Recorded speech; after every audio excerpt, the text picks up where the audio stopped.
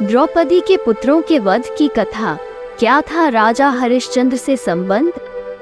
त्रेता युग में हरिश्चंद्र नाम के एक राजा थे।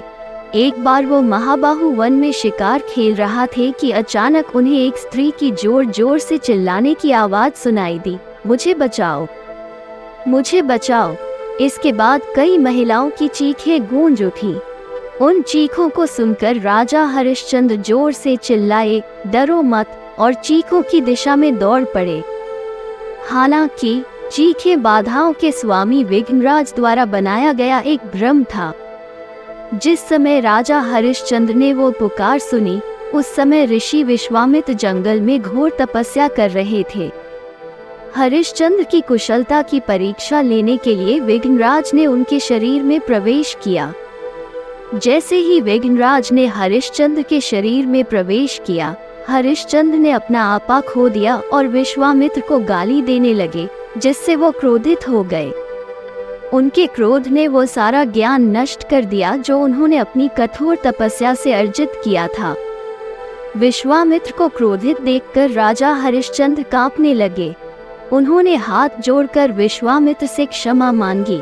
उन्होंने कहा, हे महर्षि, प्रजा की रक्षा करना मेरा कर्तव्य है, कृपया मुझे क्षमा करें। आपका क्रोध एक राजा के रूप में मेरे कर्तव्यों के पालन को बहुत प्रभावित कर सकता है। विश्वामित्र ने कहा, हे राजन, यदि तुम सच्चे धर्म के अनुयायी हो तो बताओ, दान किसे देना चाहिए, किसकी रक्षा की जानी चाहिए और किससे लड़ना चाहिए? हरिश्चंद्र ने उत्तर दिया, हे महान तपस्वी, दान केवल ऐसे ब्राह्मण को ही देना चाहिए जो व्रत और धार्मिक कार्यों में लीन रहता हो। जो लोग डरे हुए हैं उनकी रक्षा की जानी चाहिए और शत्रुओं से युद्ध लड़ना चाहिए। विश्वामित्र ने कहा, यदि आप धर्मात्मा राजा हैं तो मुझे दक्षिणा दीजिए, क्योंकि मैं मोक्ष चाहने वाला ब्राह्मण हूँ। हरिश्चंद्र ने कहा, मुझे अपनी इच्छा बताओ, मैं इसे देने के लिए तैयार हूँ। विश्वामित्र ने कहा, हे राजन, बस यह मान लें कि आप मुझे जो कुछ भी दान देंगे वह मुझे प्राप्त हो गया है। अब मुझे राजसूय यज्ञ की दक्षिणा दीजिए। हरिश्चंद्र ने कहा, राजसूय यज्ञ की दक्षिणा के रूप में तुम्हें जो कुछ चाहिए वह मुझसे मांग लो। विश्वामित्र ने कहा, हे राजन, अपने शरीर, अपनी पत्नी और बच्चे को छोड़कर जो कुछ तुम्हारे पास है वो सब मुझे दे दो। प्रसन्न होकर राजा हरिश्चंद्र ने विश्वामित्र की इच्छा पूरी कर दी। विश्वामित्र ने कहा, हे राजन, बताओ, तुम्हारे राज्य का स्वामी कौन है? हरिश्चंद्र ने कहा, जब से मैंने तुम्हें ये राज्य दिया है तब से तुम ही इसके स्वामी हो। विश्वामित्र ने कहा, यदि मैं इस राज्य का स्वामी हूँ तो तुम यहाँ क्या कर रहे हो? तुरंत चले जाओ, लेकिन जाने से पहले अपने सारे कपड़े, आभूषण और अन्य राजचिन्ह उतार देना और पेड़ की छाल पहनकर ही बाहर जाना। इस प्रकार अपना राज्य खोने के बाद राजा हरिश्चंद्र अपनी पत्नी शैव्या और पुत्र रोहित के साथ जाने के लिए तैयार हो गए। तब विश्वामित्र ने उन्हें रोका और कहा, तुम राजसूय यज्ञ की दक्षिणा दिए बिना कहाँ जा रहे हो? हरिश्चंद्र ने कहा, हे प्रभु, मैंने अपना सारा राज्य दान कर दिया है। अब केवल हमारे शरीर ही हमारे पास बचे हैं। अब मैं तुम्हें क्या दे सकता हूँ? विश्वामित्र ने कहा, आप दक्षिणा दिए बिना नहीं जा सकते, क्योंकि आपने मुझसे वादा किया है। हरिश्चंद्र ने कहा, क्रोध मत करो हे ब्राह्मण, इस समय मेरे पास कुछ भी नहीं है, परंतु मैं उचित समय पर तुम्हें तुम्हारी दक्षिणा अवश्य दूंगा।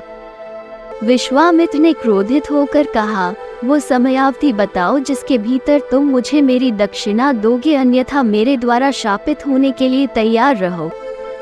हरिश्चंद्र ने कहा, मैं 1 महीने के अंदर दक्षिणा दे दूंगा। इसके बाद हरिश्चंद्र अपनी पत्नी और बच्चों के साथ एकांत में रहने लगे। राजा की दयनीय स्थिति देखकर उसकी सारी प्रजा उसका अनुसरण करने लगी। उनकी हालत देखकर हरिश्चंद्र रुके और अपनी प्रजा पर नजर डाली। उसी समय ऋषि विश्वामित्र भी वहां आ पहुंचे और हरिश्चंद्र को अपनी प्रजा के प्रति मोह रखने के कारण श्राप देने लगे। विश्वामित्र के कठोर वचन सुनकर हरिश्चंद्र ने अपनी पत्नी शैव्या और पुत्र रोहित के साथ राज्य छोड़ दिया। राजा को यथाशीघ्र भगाने के लिए विश्वामित्र ने रानी की पीठ पर छड़ी से प्रहार करना शुरू कर दिया। विश्वामित्र के घृणित कार्य से दिशाओं के 5 संरक्षक देवता क्रोधित हो गए और उन्होंने उसकी निंदा की। क्रोधित होकर विश्वामित्र ने उन्हें शाप दिया, हे पापियों, जाओ और मनुष्य के रूप में जन्म लो। विश्वामित्र के इस श्राप से देवता भयभीत हो गए। उन्होंने उससे माफी मांगी। उनकी प्रार्थना से प्रसन्न होकर विश्वामित्र ने कहा, मेरी बात टल नहीं सकती, लेकिन मनुष्य का अवतार लेने के बावजूद भी आप जीवन भर कुंवारे ही रहोगे। तुम्हें कभी भी किसी के प्रति लगाव और आकर्षण महसूस नहीं होगा। इस प्रकार विश्वामित्र के श्राप के कारण उन 5 संरक्षक देवताओं ने द्रौपदी के 5 पुत्रों के रूप में जन्म लिया।